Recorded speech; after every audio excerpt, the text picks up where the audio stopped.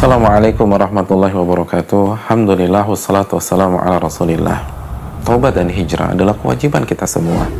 Kita diperintahkan untuk hijrah dari kemaksiatan, dari kedurhakaan, dari kesyirikan, kekufuran, kepada ketaatan, kepada kesolehan, kepada keimanan dan ketauhidan, kepada ibadah yang sesuai dengan sunnah Nabi SAW.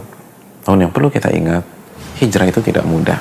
Karena setiap orang yang berhijrah, dia harus mendengar firman Allah Subhanahu wa taala dalam surat Al-Ankabut ayat 2. Ahasiban nas an yutraku an yaqulu amanna wa hum la yuftanun.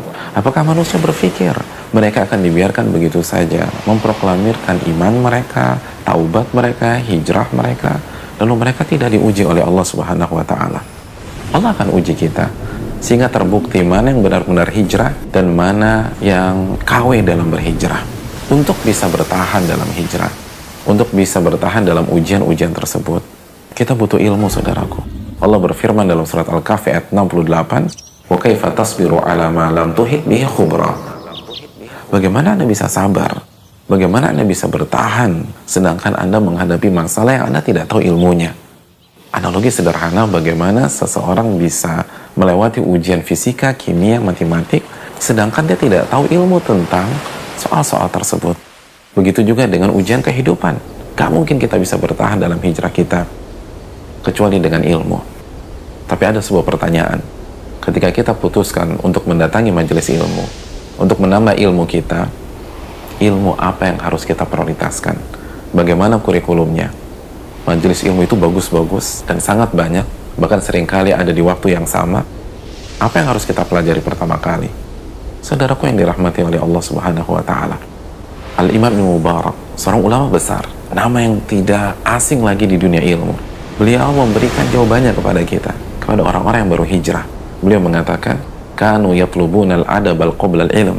Mereka, para sahabat, para tabi'in, ketika belajar, mereka mempelajari adab dulu sebelum mempelajari ilmu.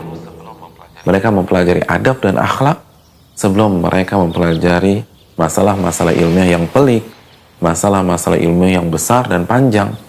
Mereka mempelajari adab. Adab kepada Allah Subhanahu wa taala, adab kepada Rasulullah SAW, adab kepada sesama umat Islam, adab kepada manusia.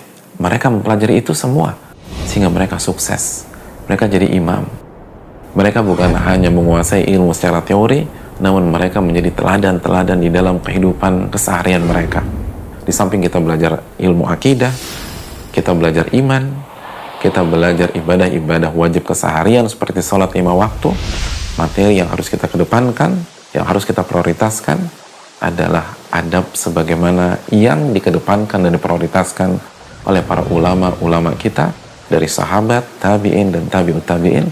Assalamualaikum warahmatullahi wabarakatuh.